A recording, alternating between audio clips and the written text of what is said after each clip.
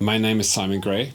I'm a keyboard player, producer, and this is my DIY EPK. I'm always on the lookout for something mine, some way of adding my own handwriting. I always actually make music kind of selfishly. I make music for myself. There's certain things on that record or certain parts of that genre I dig, and I was like, yeah, it's cool, but I wish it was combined in this kind of way, together in my head, how I'd like to hear them. And I dig it. Sometimes I really dig it. And then it's an amazing feeling and very humbling when other people actually dig it too, and you can translate this feeling via music. I always heard, oh, it's all been done. And I was like, there's always something else. There's always an angle that you can take, I reckon, that can make it slightly different. I live in a middle zone between playing jazz and producing and mixing. And for me, sound and music are the same. They're of the same importance. It's all waves traveling through the air, hitting your ear in a mysterious spiritual way that we don't completely understand. I'm not really that interested in genre, whether it's disco or Bach or Gershwin. Each has their own communication and no choice.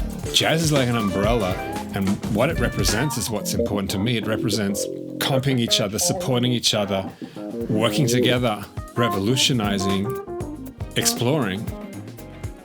We used to go on these ski trips with a mate, and in his ugly red Volvo, and his dad was into jazz. I hadn't really had any exposure to jazz as a kid. In fact, I thought Phil Collins was funky. I was 18. I was soon to realize that wasn't the case, because on these mixtapes, he had Herbie Hancock, Stevie Wonder, and these heavyweights. And it was Black Market, Weather Report.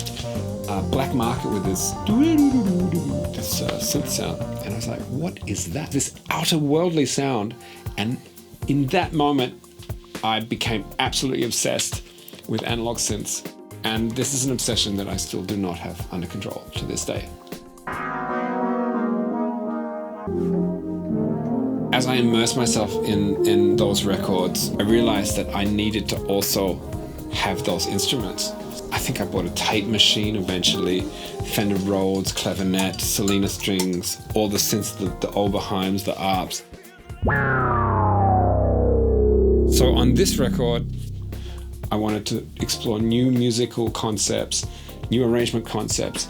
I wanted to look into more acoustic drums, and so I had a pretty clear idea of how I wanted the record to work from the start.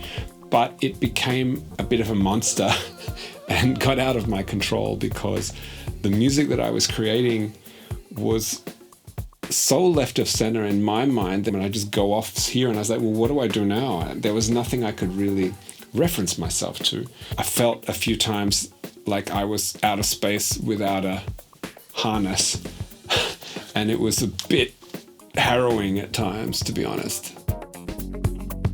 Actually, what I wrote the record on was this thing. I just sang everything in because I realized I had to get the idea out quick before the critic, or this voice that's in your head, was saying things like, well, hang on, isn't there something better? Or is that really the best you can do? Or is that hip enough? Or is it not hip enough? Or whatever. I thought, okay, this voice, I have to get one step ahead of him. I realized that writing music is about tapping into a different part of the brain than the rational brain. The rational brain can do the editing. The rational brain can make sure that the levels are right on a vocal recording. The idea comes to you like a whisper.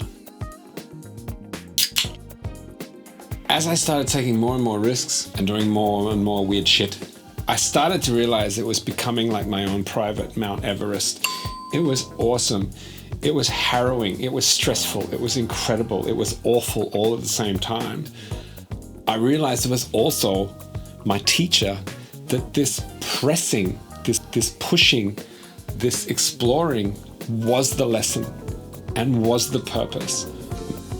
second movement, the second track on the record, I think it took a year. I could hear it here, but on the speakers, it was sounding like a whole bunch of crap. So it was a really tough experience.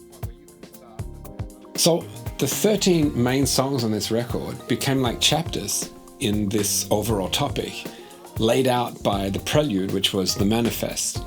And so our journey begins. I was immersed in modern gospel at the time and funk and a lot of US-based kind of music, and I really wanted to go there and feel it and experience it for myself rather than just doing it remotely. I couldn't have produced this record by myself. I needed the right players, and I was so grateful to have an incredible team of guest musicians join me. Calvin Rogers on drums. He's one of my favorite drummers on planet Earth. Michael League stepped in on an off day, which was a huge honor. Okay, cool.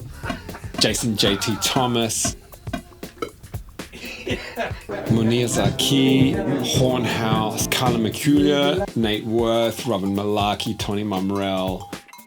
There's something magic about being in the studio with peeps. I mean, we were recording a song of mine called Little 5 Points, and then Little John Roberts would say, "Hey, let's clap." So I was like, okay, cool. We all went in and we started clapping unexpectedly and yelling and doing things that just happen. The thing I kept saying to Raheem, keep the mic going, so I could capture all the cool banter that was going on between the songs, because for me it was part of the city and part of the personality of the people and the place that I wanted to put on the record. I remember when Calvin turned up, I was like, "Calvin, check the song, like it's long and it's unusual." I didn't hear anything back. He was touring somewhere doing something amazing. He turned up and he heard the song, I think, in its entirety, and he had these big glasses on, and he was just like, "Okay." And I was like, he said, "Sing it to me." So I sang it to him. We kind of worked it out on the spot together, and it was miraculous to watch. We did it in 3 sections. Atia Lockett sang Takuma 2.0, and I asked her kind of to take one section a little bit to church because she'd been very professional, very soft. I was like, "Atia, let's go for it, let it rip." When she goes up the top, and I was in the room there, and she just went for it, and I actually physically hit the ground. Like I dropped, my feet came out from under me, and she was like, looking down, and that's me on the ground, and that take is still on the record because it was the take. And I couldn't help myself. I started yelling. When I got back, I had a whole bunch of editing. I had to do all of the keyboards here at the research center. It's like a production record, so there was a lot of work that was done with editing, with sound, with moving sections around. I realized if I was going to get these ideas out, I had to lift my skill set. It was quite a challenge, so I reached out to Nic Hard from the Snarky Puppy team and wondered if he'd come over to my studio here and help me mix the drums and the vocals, and I would take care of everything else, all the keyboards. And he came for 8 days and really helped me just secure the low end of the record and make things sound right. Because, you know, if a record doesn't sound right, it can be the best music in the world, but it's just shit if it sounds shit. After working on this record for over 6 years, it became like an express train I couldn't get off. I had to get it absolutely right or go home, and there was no going back. Yeah, I mean, it's the pressing of keys that matters, but really what this record was about was pressing through your limitations. And it's the pressing itself that actually matters.